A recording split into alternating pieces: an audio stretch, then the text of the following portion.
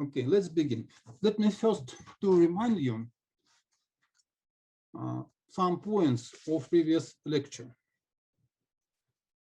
We considered the one-dimensional wave equation 3, describing a wave propagation through a nonlinear medium,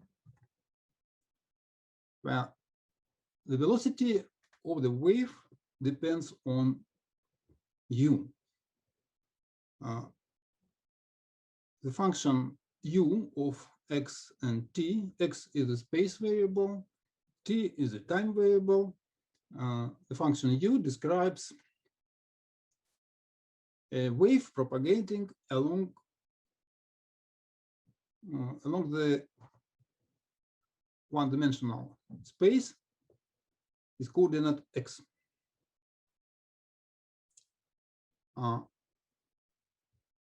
We considered solution of this equation by the methods of characteristics.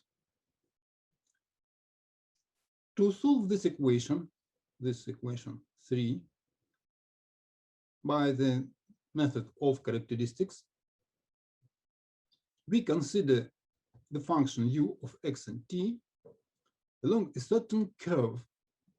X is a function of t in the plane xt.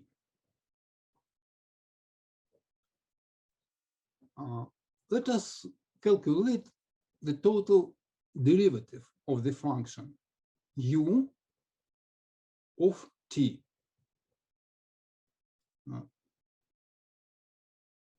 Along the curve, x is x of t. Following the chain rule, we obtain the derivative, the total derivative, as follows. Du by dt is equal to partial derivative of u with respect to t when x is fixed in u, then plus partial derivative of u with respect to x multiplied by the derivative of x by t. Let us specify the curve by the following equation. This equation defines a curve.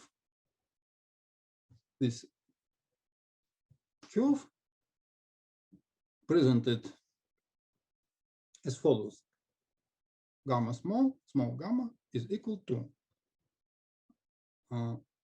points with coordinates x and x of t. This curve is defined by the equation 7, is termed a characteristic curve of the wave equation 3.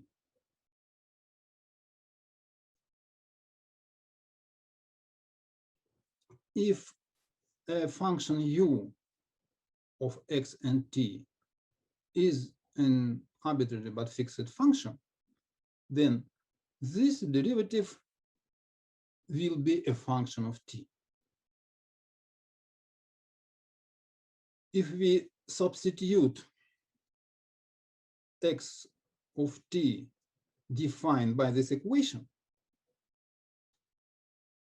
we can write the total derivative of u by t as follows. But this function is not equal to 0 if u of x and t is an arbitrary function, when this function is not a solution of the wave equation 3. But if the function u is a solution of the equation 3, then this expression is equal to 0.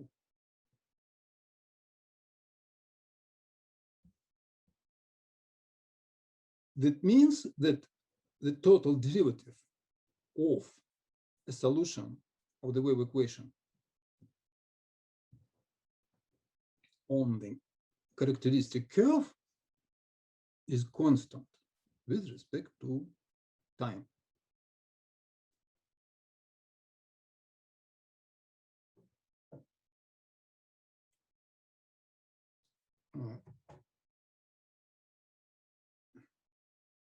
Then, if we put in this function c of u a solution of the wave equation, then u will be constant and c of u will be also constant. Then this equation can be easily integrated and we obtain x of t as a linear function of time of t. Therefore, the characteristics of the wave equation are straight lines in plane x and t. These characteristics are shown in figure 1. The characteristics are straight lines with the slope c of u is c of u0, where u with subscript 0 means the initial condition for the wave equation.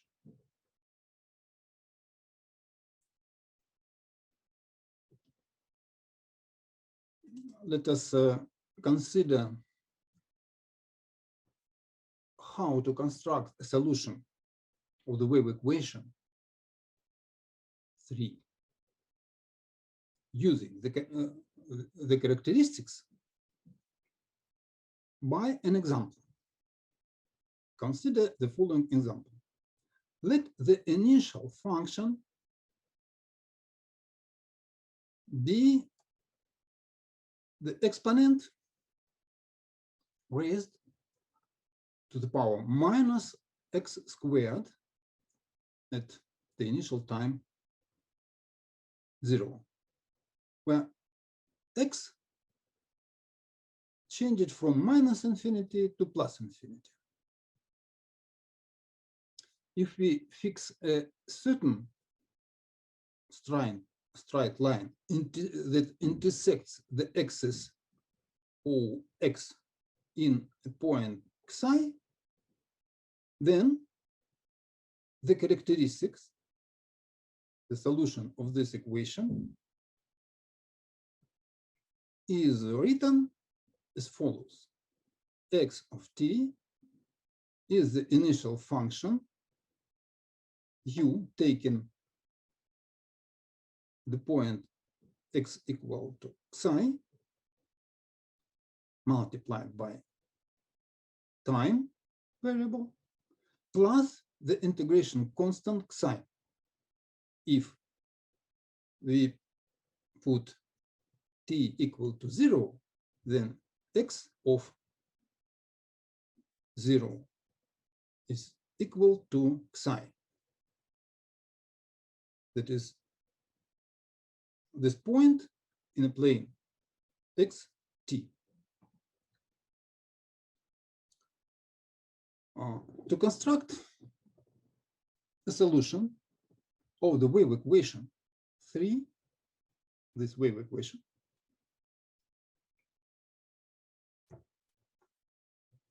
we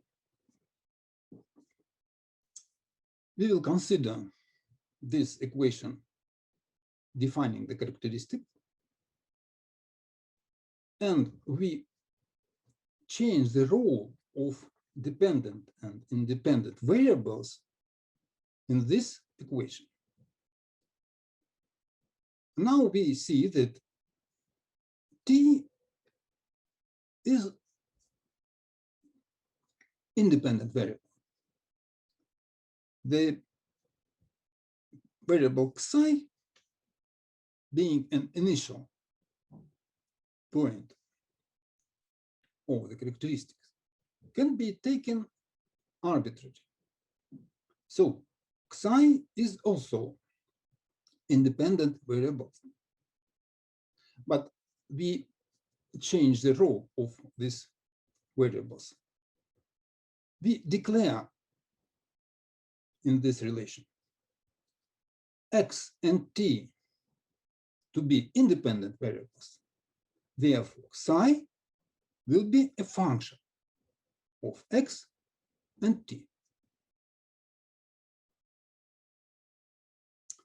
Let us now substitute xi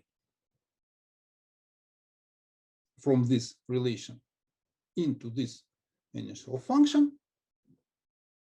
Then we obtain a function u depending of x and t as follows. We will see that this function will be the desired solution of the wave equation 3, this wave equation, with this initial condition. In general, if C is a function of U, the formulas defining the solution of equation 7, of equation defining the characteristics of the wave equation, we see that C of U is a constant according to this formula. Then we can write the characteristic of the wave equation in general case as follows. Here, f of xi is equal to C of U of 0 of xi. We introduce here, for simplicity, the function f of xi.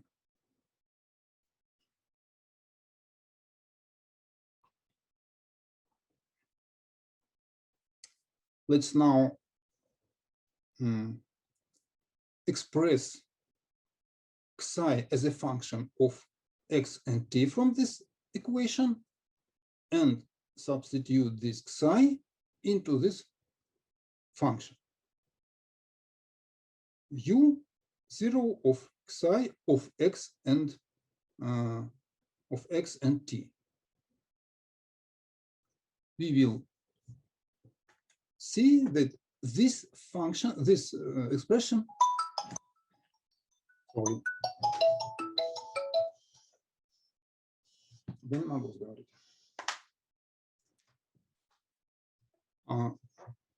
now we will verify that this function is a solution, the desired solution of our wave equation 3, this equation 3, with the initial condition,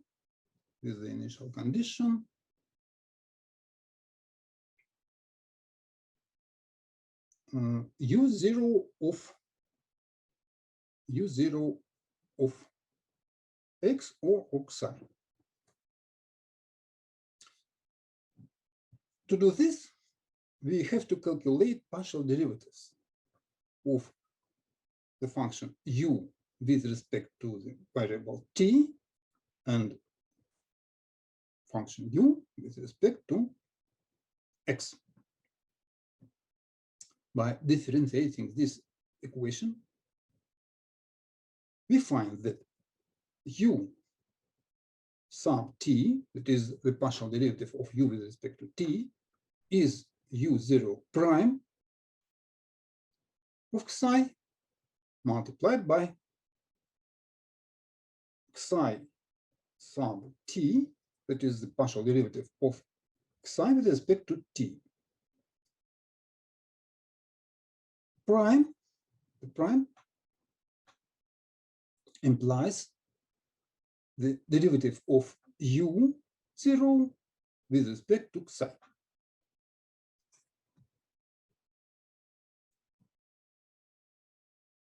u x, that is the partial derivative of u with respect to x, is equal to u0 prime of psi multiplied by partial derivative of psi with respect to x.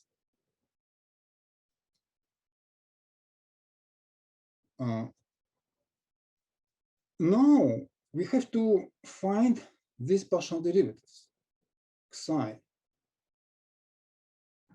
t and psi x. We can find these partial derivatives using equation 10, which defines the characteristics. In this equality,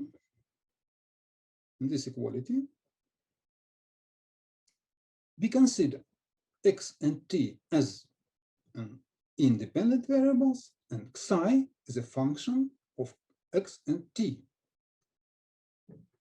If we take a derivative of this equation with respect to t, we will have in the left-hand side dx by dt. This is 0, and calculating derivative of the right-hand side, we will have the following function.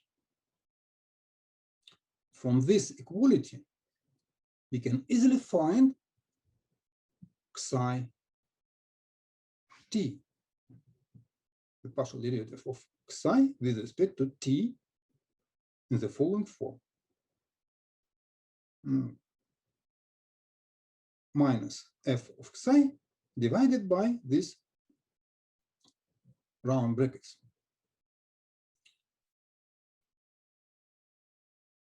Then, if we take a derivative of this equation with respect to x, we will have unit at the right-hand side, at the left-hand side, and we will have the following expression, the following at the right-hand side. From this equality, we can easily find psi x. That is, the psi x is a unit divided by this round bracket.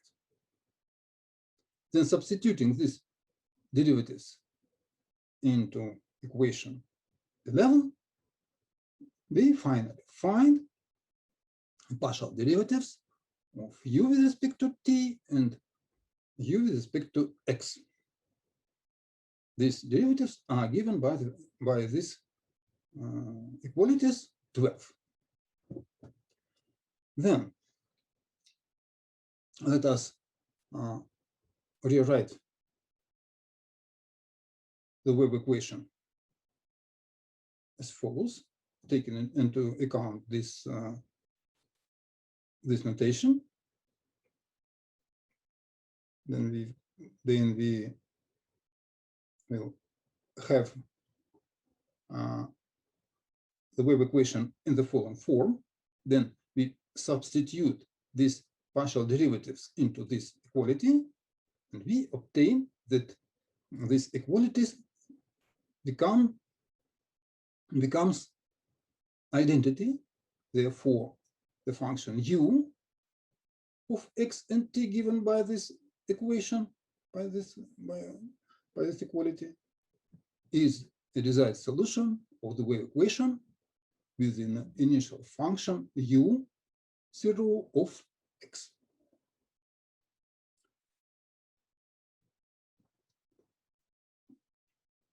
The main feature of this wave process is that each characteristic curve gamma small is a set of points t x of t defined by this equation, describes a certain wave in the x space which represents propagation at infinity.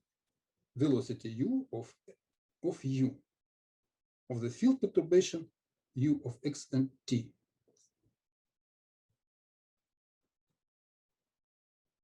Note that according to the equation of characteristics, this equation, according to this equation, each value u propagates at its own velocity, c of u. C of u. If the dependence c of u is growing, then c prime of u is greater than 0. For example, this takes place for c of u equals u. The larger values of the field u are moving faster than smaller ones of the field u. This situation provides a pattern of wave propagation, which is illustrated in figure 2. The phenomena presented in this figure is breaking wave effect.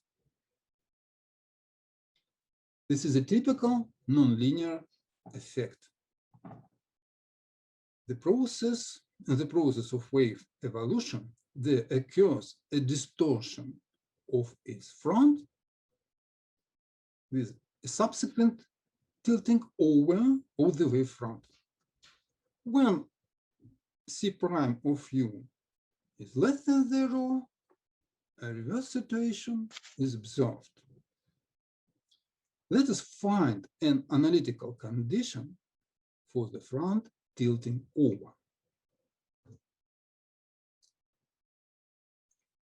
In the linear case, the wave velocity is constant. C of u is c0, that is the constant. And all the points of the wave are covering the same distance equal to c sub 0 by t at the time t, and the wave form does not change under these conditions. If the velocity of the wave propagation is a decreasing function of x, the breaking of the wave front tilting over takes place. It starts as an instant t when for the first time a point with a vertical tangent appears on the front of the wave.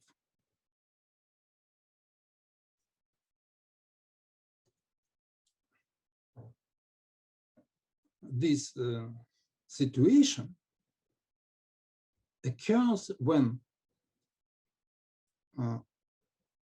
the denominator of this fraction tends to 0, therefore the derivative of u with respect to x tends to infinity, but the slope of the tangent line is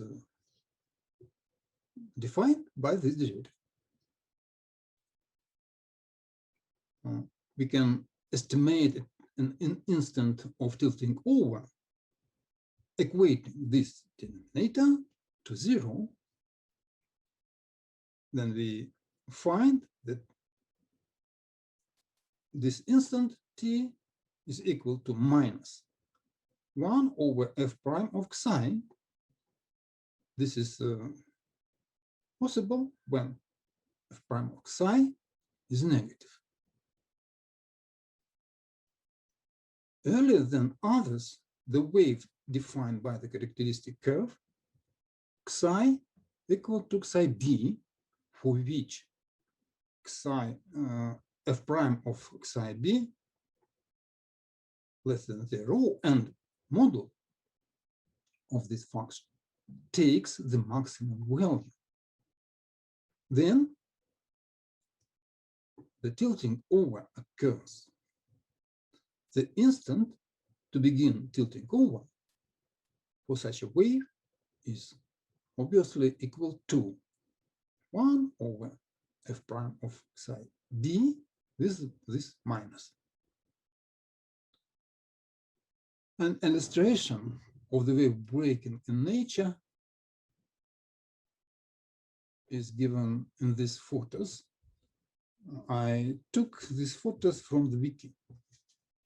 This photos shows surface at Marix surfing location in the Northern California. These photos provides an expressive form of the tilting over. Let's now finish with our chapter divided to nonlinear ways. And now we are going to move on to a new chapter of our course.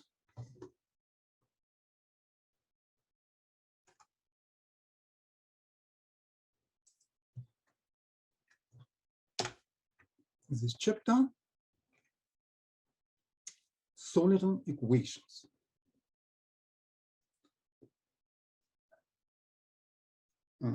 The Soliton theory is one of two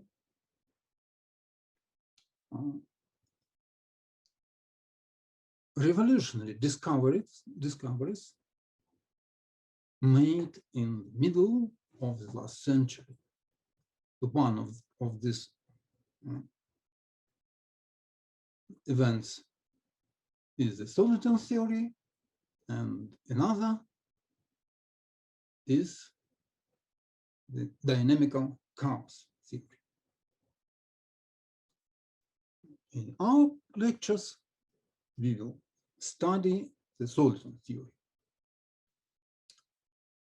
In nonlinear wave processes, a situation can be observed when competing physical factors can balance each other, and as a result, there appears a steady-state wave. Such a wave was called a solitary wave or a soliton. A soliton is a new word in English, introduced by two American mathematicians,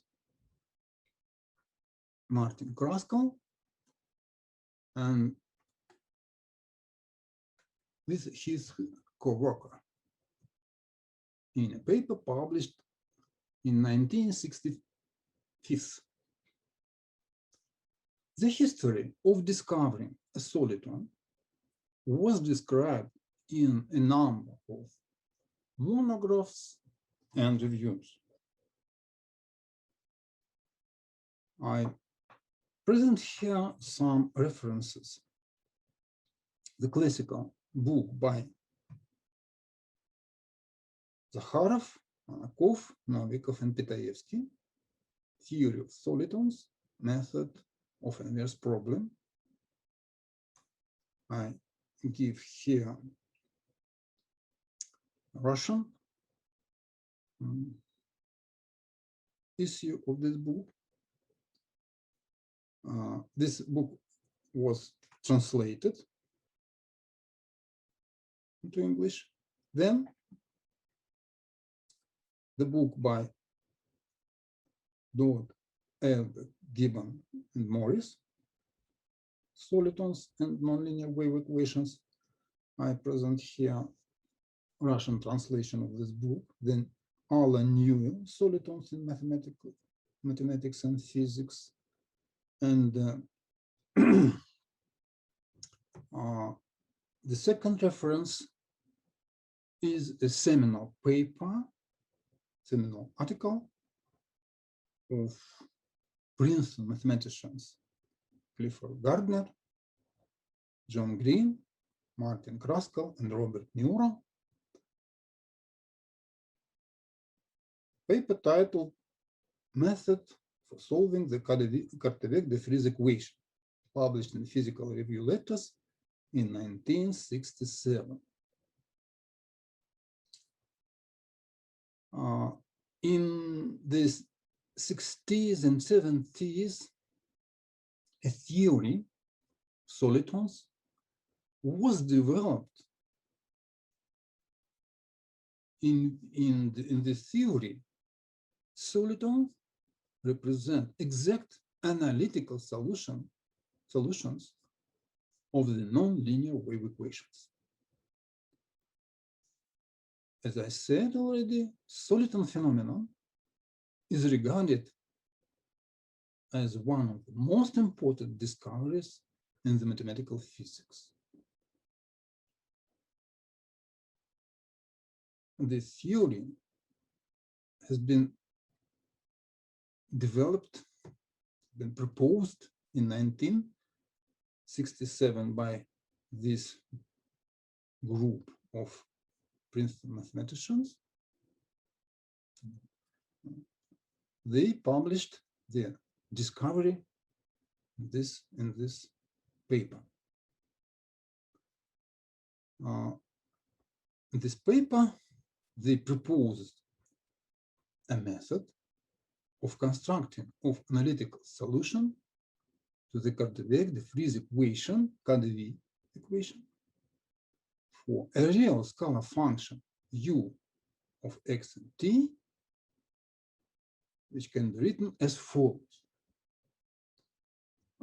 Note that this coefficient 6 and this sign plus may be changed by changing the notations. So this 6 and this plus doesn't matter. In our study below, we will take here minus instead of plus. It can be seen that this equation is a partial derivative equation having the first order derivative with respect to time and third order derivative with respect to space coordinate x. This equation is different from those which have been considered in linear mathematical physics. And nonlinearity is given by this term. The method developed by Gardner, Green, Kraskell, and Miura was called the inverse scattering problem method. This transcription is used usually in Russian literature. And in English transcription, this method is termed as the inverse scattering transform method, IST method. This method admits us to construct Soliton solutions in explicit analytical form and to study their properties in detail.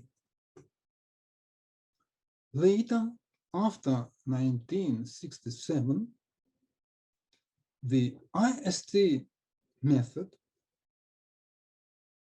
has been developed for some other nonlinear equations which were termed Soliton equations. In particular, they include the nonlinear Schrödinger equation and LSE having the form where u of x and t is a complex function depending on real variables x and t, the squared modulus u modulus squared equals u star multiplied by U, where U star is a complex conjugate to U. Then the sign-Gordon equation is G E having the form. Here we see the second derivative with respect to x and t on the left-hand side of this equation, and sine of u on the right-hand side of this equation. Here, u of x and t is a real function of x and t. Let me know that the nonlinear Schrödinger equation is not obligatory a quantum mechanical equation. This equation arises in the problems of electromagnetic wave propagation through a nonlinear media. For example, a laser pulse propagating through waveguide, where U in this problem has a meaning of stress of electric field. The sign-Gordon equation also arises in various physical problems. For example, in similar problem of electromagnetic wave propagation, especially laser pulse propagation, which is of very short in time and very powerful by amplitude. Ultra short pulses propagating through the nonlinear medium. This equation plays the role of a model equation in this problem. The other quite different situation when this equation arises is the propagation of perturbation in the DNA molecule when that is used in molecular biology. This model, this equation is widely used to describe Soliton perturbations in the DNA.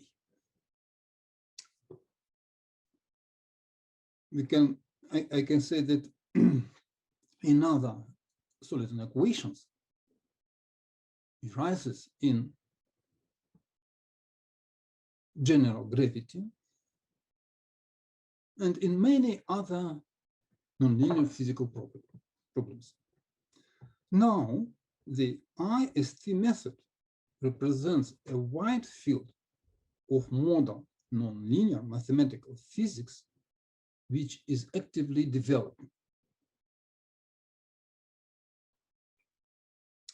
Our aim in our lectures is to study one of the simplest original formulation of the IST method as applied to the Cauchy equation. In our lectures, we follow mainly the book by Zakharov, Monakov, Novikov, and Pitaevsky, The Theory of Solitons, Method of Inverse Problem. The Cauchy equation, let me remind you, with the following form. We will study the IST method as applied to this equation.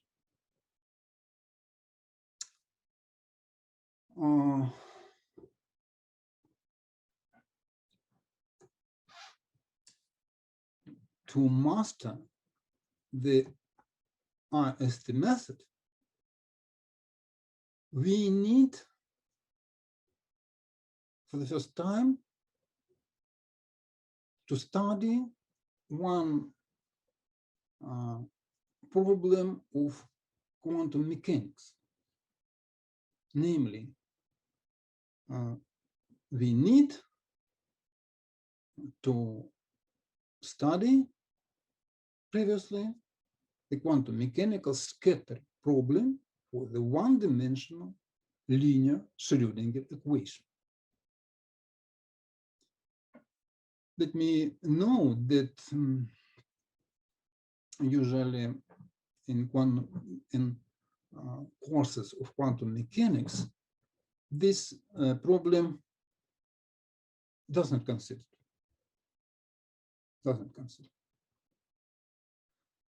Therefore, we will study a new chapter of quantum mechanics, very useful, both for quantum mechanics and for Soliton theory. Let's now move on to the next section of our lecture, the one-dimensional Schrödinger equation. We now postpone the Cauchy equation, the nonlinear Soliton theory, and we will deal with the scattering problem, both direct and inverse scattering problem for the one-dimensional Schrödinger equation. Let us write down the one-dimensional Schrödinger operator as follows in an appropriate units of measurements. Here, L, the Schrödinger operator, is equal to minus the operators of the second derivative with respect to the coordinate x plus u of x. U of x is a real smooth function decreasing at infinity. X belong to the real axis and changes from minus infinity to plus infinity.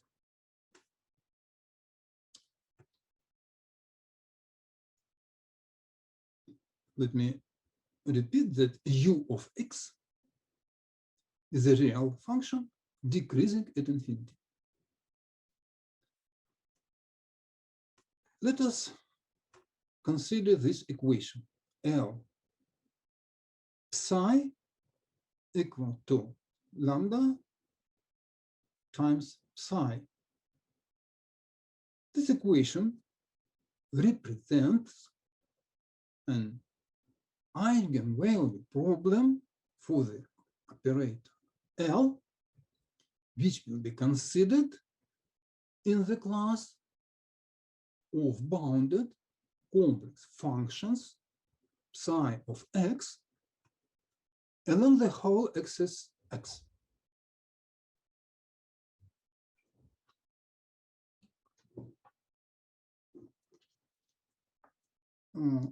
Details for the scattering theory can be found in the well-known book by Denfar and Rege, Potential Scattering. I also present here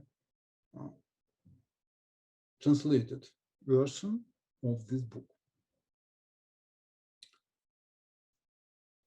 The spectrum of the operator L consists of a discrete spectrum whose eigenfunctions are square integrable and doubly degenerate, and a continuous spectrum whose eigenfunctions have no finite, no, but they are bounded.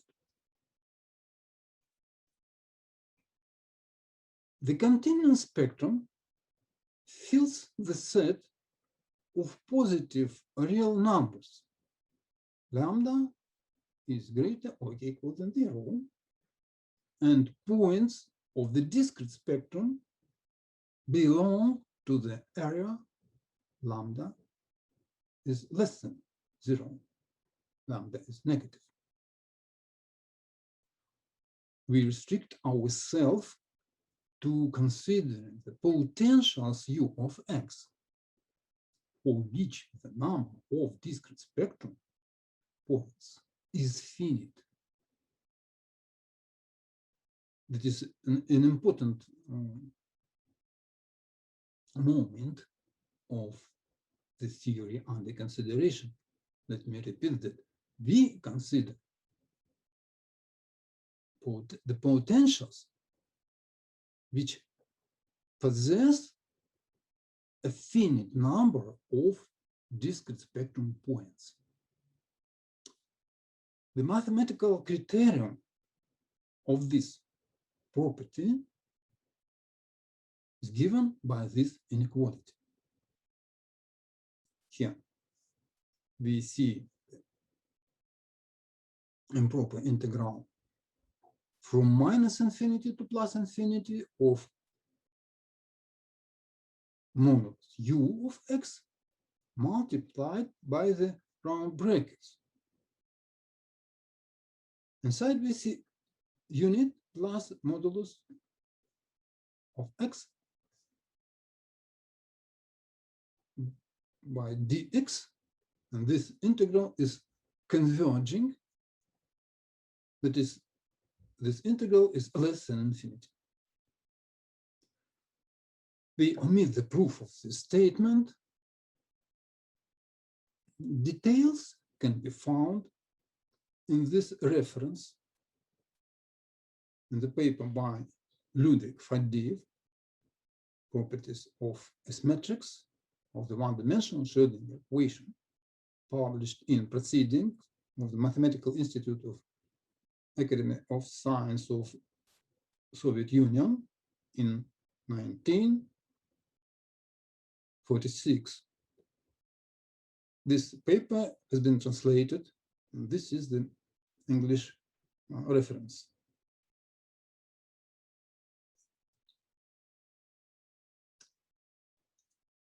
The next section of this theory is the just functions. Just functions.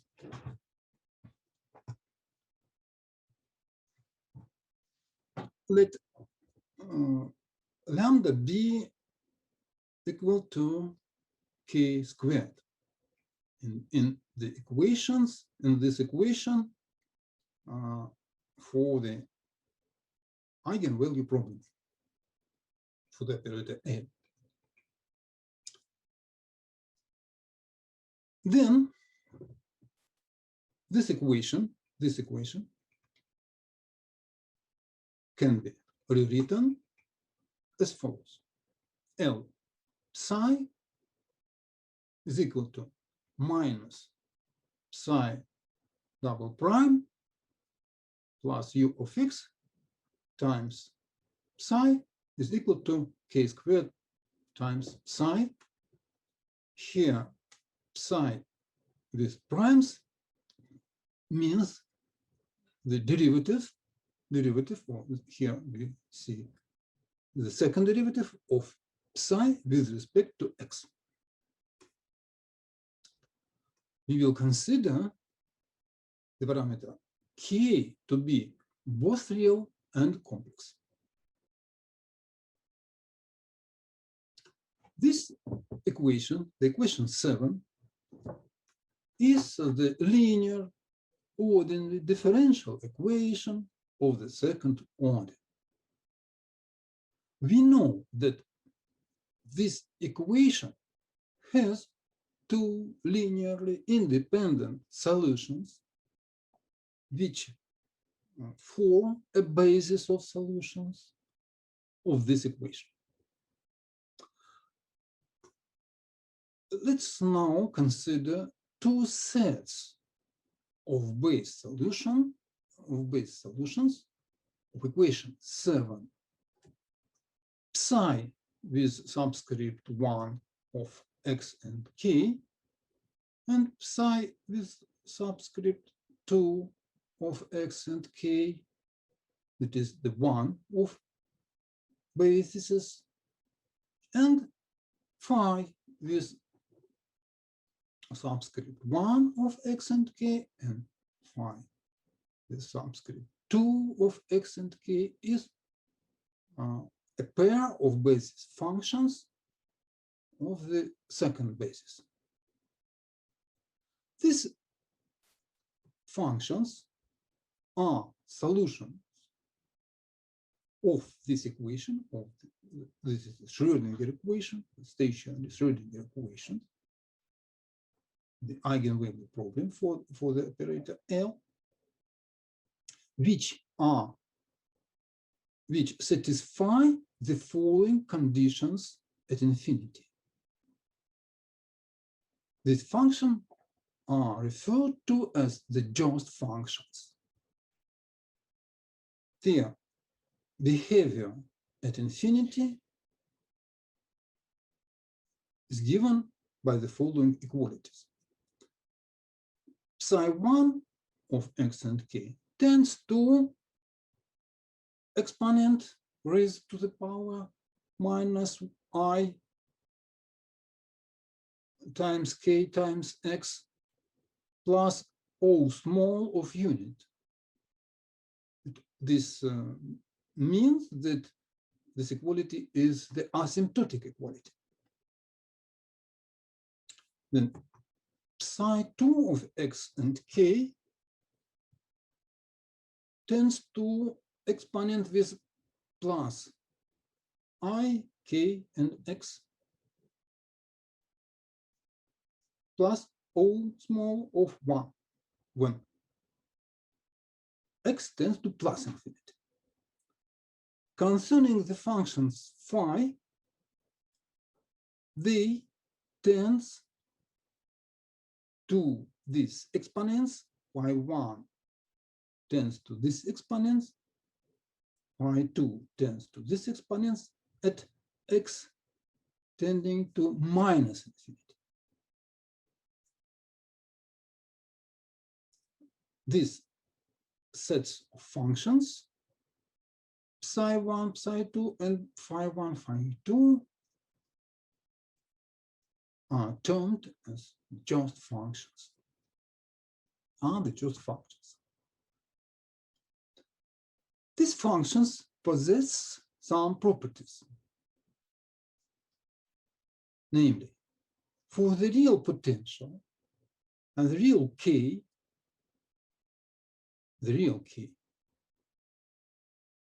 the involution relationships are valid.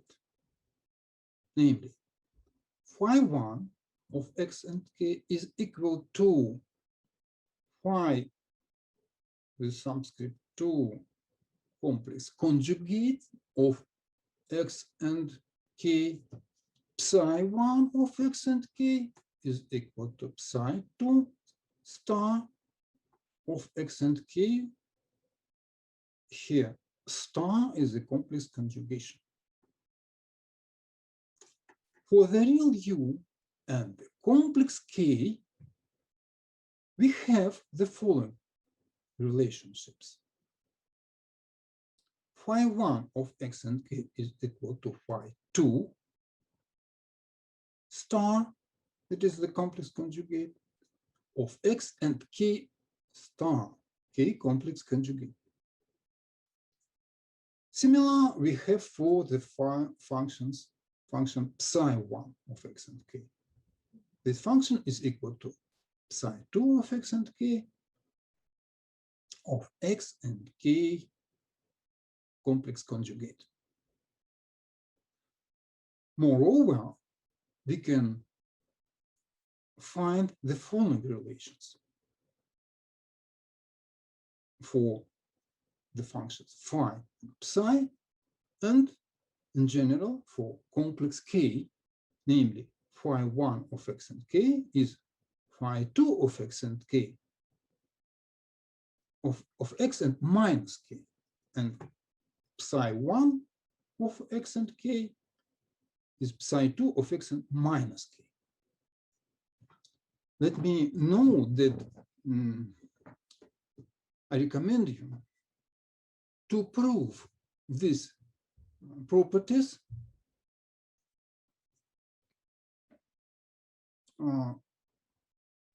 using the equation, the Schrödinger equation, and these conditions for the just functions.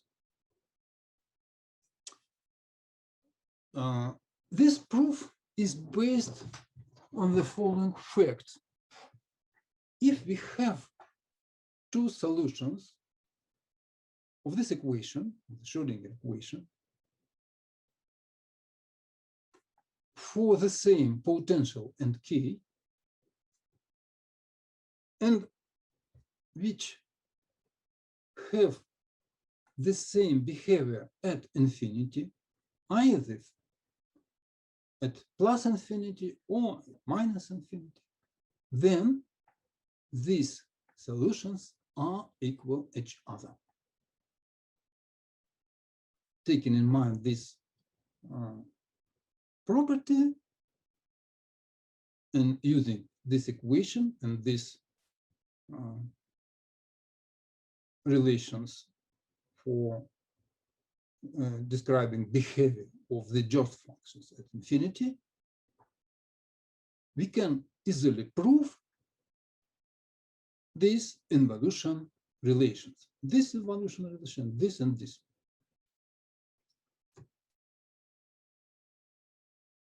Let's now consider the transfer matrix. If we have two bases, psi1 and psi2 is one of the bases, and phi1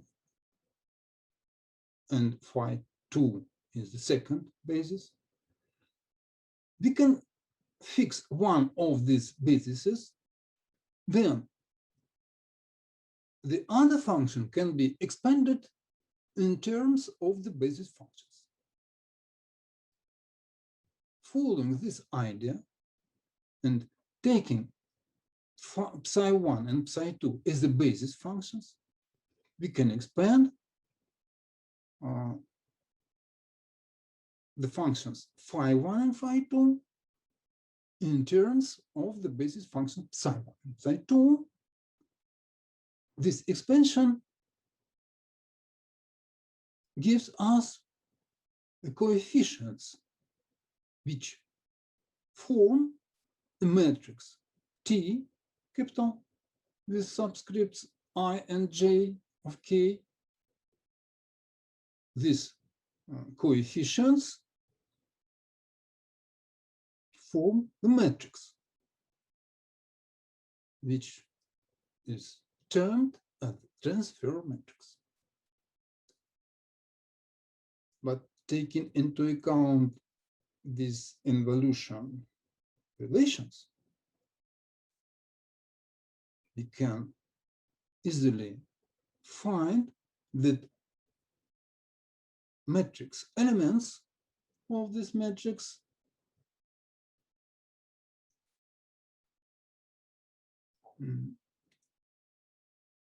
have the following properties. T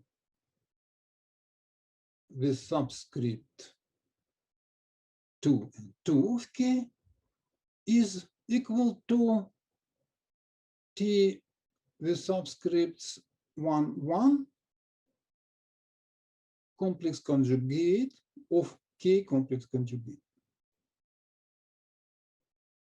Similar property takes place for T cross-diagonal elements of this matrix, T2, 1 and T1, 2.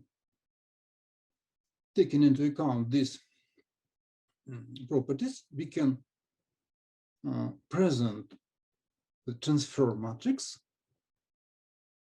as follows. Here, A of K is the element T with subscripts 1, 1 of K. B of k is equal to t with subscript 1 and 2 of k. Then the element, the cross-diagonal element t with subscripts 2, 1 is equal to b star of k star. The element t sub 2, 2, this element, according to this property, is equal to a star of k star. These properties can be used to simplify this expansion. Instead of considering two of these equations, we can consider only one of these equations. For example, for I equal to 1, the second equation, when I equal to 2, can be obtained from the first one by complex conjugation. Then we introduce the function phi without subscripts of x and k as follows. Namely, psi 1 is phi, phi 1 is phi of x and k. The same is for the function, the just function psi. Psi 1 will be denoted as psi without subscript, as psi of x and k. Then, taking into account these notations and these properties of the matrix T of k, we can write now the first equation of these two equations as follows. Phi 1 is phi of x and k is equal to T11, T11 of this is a of k, this a of k, multiplied by psi 1. Psi 1 is psi plus T12, C12 is b of k, multiplied by psi 2. Psi 2 is, according to this relation, psi 2 is phi 1 star of k star.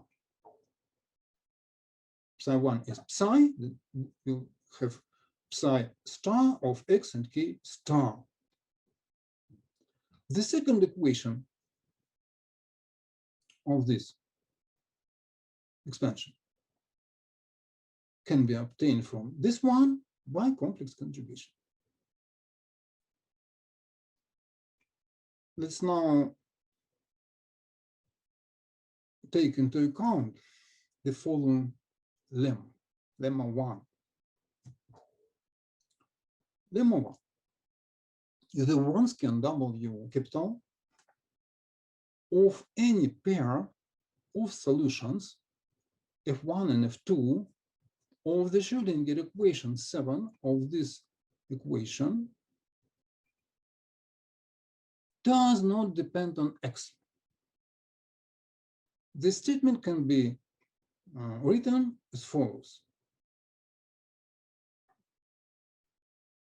D Wronskian W of x, F1 and F2 by dx is equal to D of this round brackets by dx equals to 0. in round brackets, the Wronskian, the explicit form of the Wronskian W of F and F1 and F2 is written explicitly. The proof of this lemma is obtained by calculating the derivatives, in this formula and substituting the second derivative from the Schrödinger equation 7 for the functions f1 and f2 instead of psi written here. We consider another solutions f1 and f2 which satisfies this equation. Calculating this round brackets and substituting the second derivative, we will get 0 here. This lemma is useful in calculating these Wronskians of the just functions. Namely, we can take the Wronskian of the functions phi and phi constant conjugate of x and k. Conjugate. And we can calculate the Wronskian of psi of x and k and psi star of x and k star. As the Wronskian does not depend on x, then we can take the functions at infinity. Namely, the functions phi we can take at minus infinity when this function phi has the following form and phi complex conjugate has the following form. Taking these functions and substituting them into the Wronskian, we can easily find that the Wronskian of these functions is equal to 2 times I times k. Similar calculations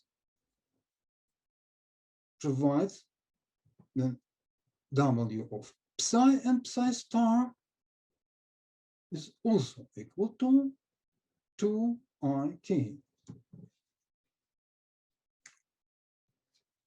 We can also, taking this equality in mind, we can substitute in this Wronskian this expansion of the function phi in terms of psi and psi star, and then we get the following formula.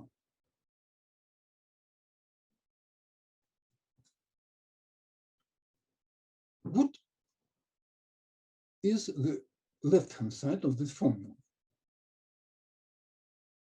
If we look at the matrix T, then we see that the determinant of this matrix, A of k multiplied by A star of k star minus B of k multiplied by B of k star is this expression.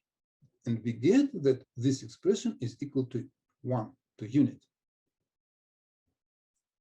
In other words, the determinant of the matrix K is equal to unit.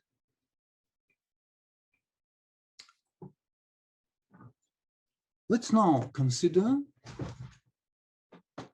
quantum mechanical meaning of just functions and the functions a of k, b of k. To do this, we rewrite this expansion as follows. We divide this expansion, this formula, this equality, by the function a of k. Then this equality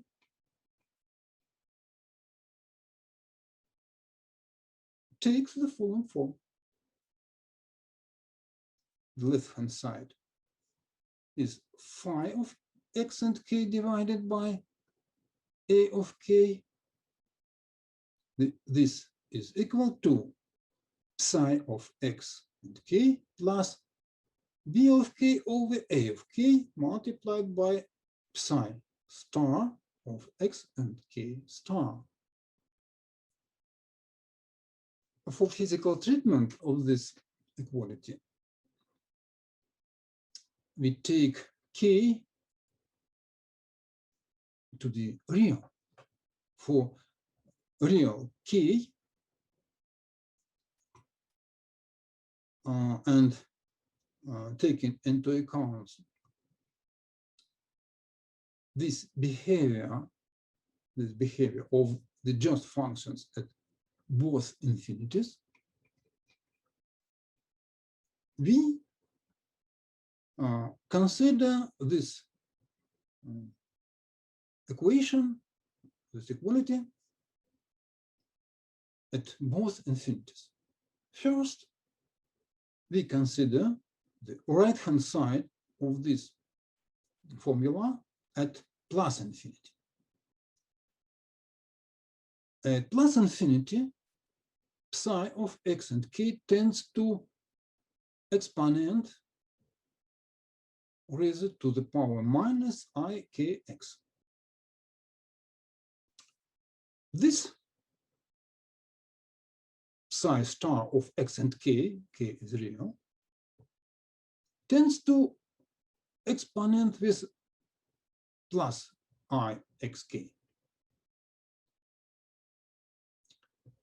This exponent is multiplied by this fraction b of k divided by a of k. As far as this equality at x tending to plus infinity is the exponent, this asymptotic equality, we add the O small of unit.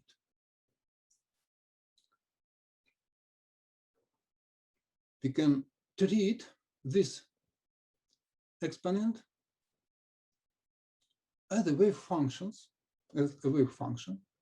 of free particles, which are produced by a source of particles, which moves along the spatial axis x from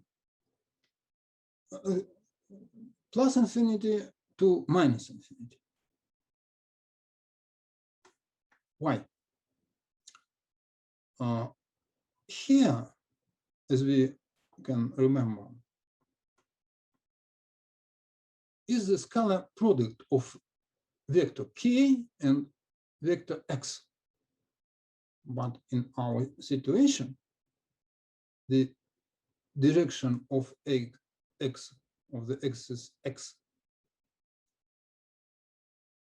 is from left to right, and the direction of the wave vector k is from right to left. Then the product will be negative.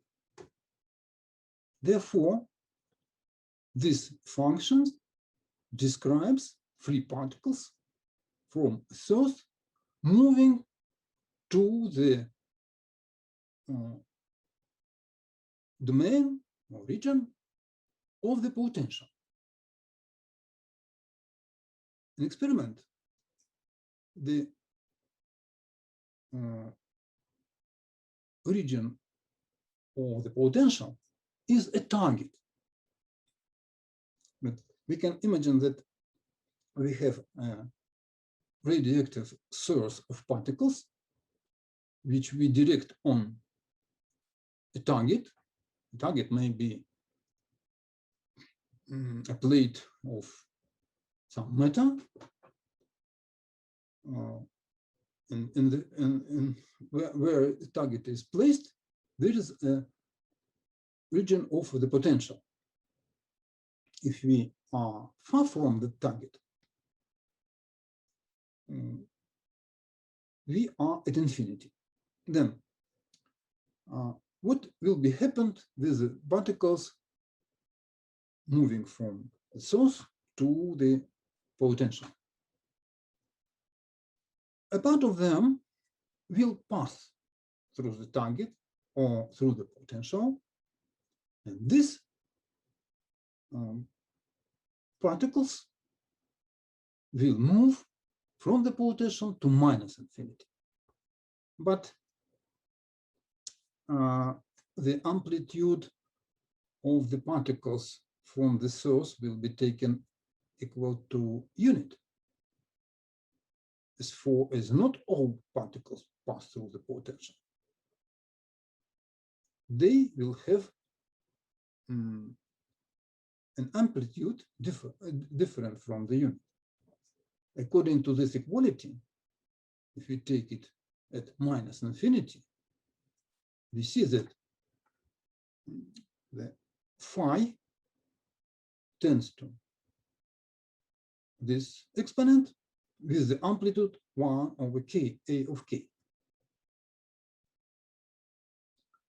Therefore, this fraction a1 over a of k, denoted by t of k, is an amplitude of particles that passes through the potential. The other particles will reflect from the potential, from the target, and they will move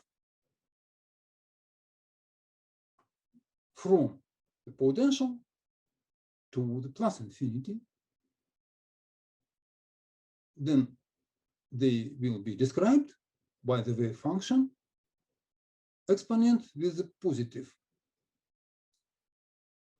I kx, and with the amplitude r of k. Here r of k is b of k over a of k. B of k divided by a of k.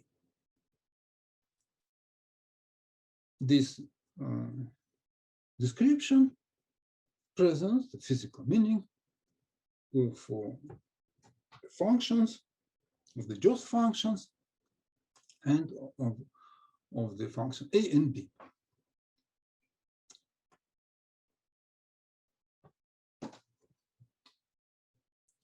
Then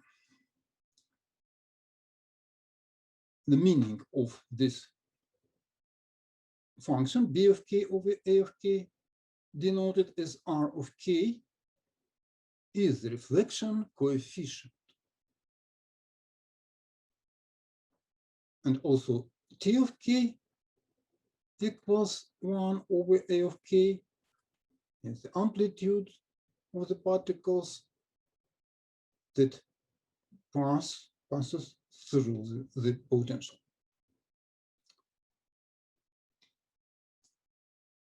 The squared amplitudes give us the probabilities.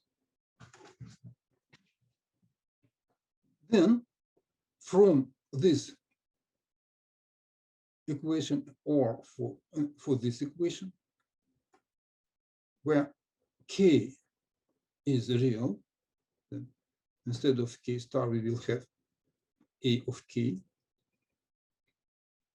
We will obtain the following relation, which says that the sum of probabilities of particles scattered forward, this quantity, and the particles scattered backward, this probability. Sum of these probabilities is equal to unit. This means that this scattering is elastic scattering.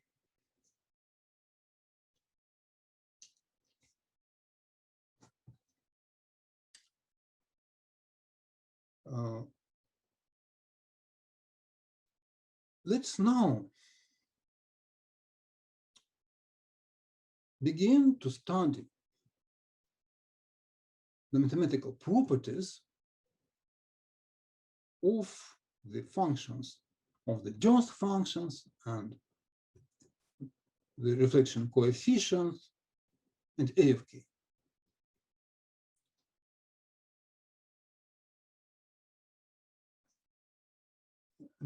The analytical properties of these functions are: the function A of k is analytical in the upper half plane of the complex variable k and has an infinite number, a finite number, denote this number as n capital, of simple zeros on the imaginary axis k.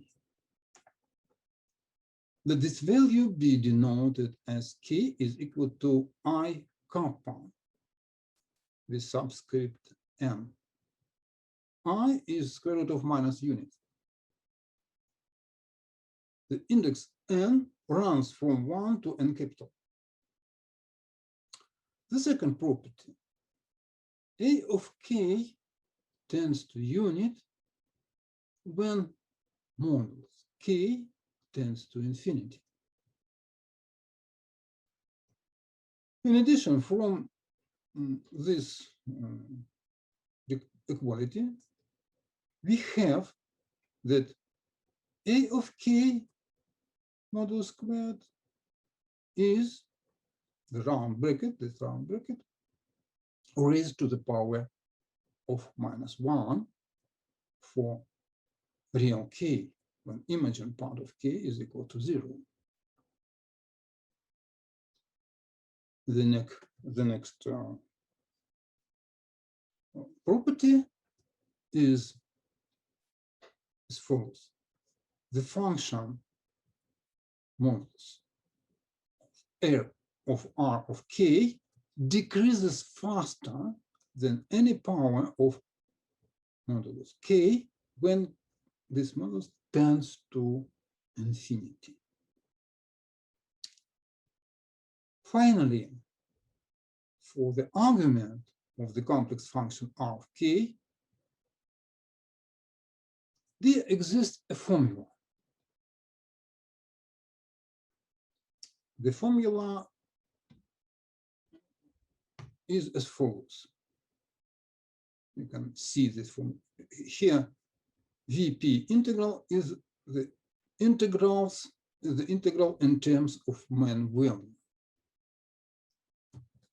All of these properties will be discussed in the next lecture.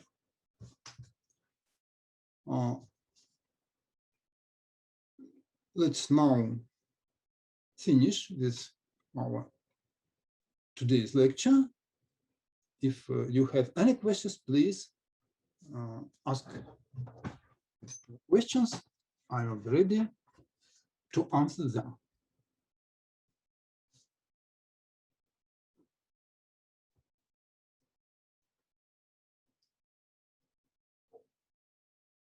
So no questions. Then let me finish with our lecture.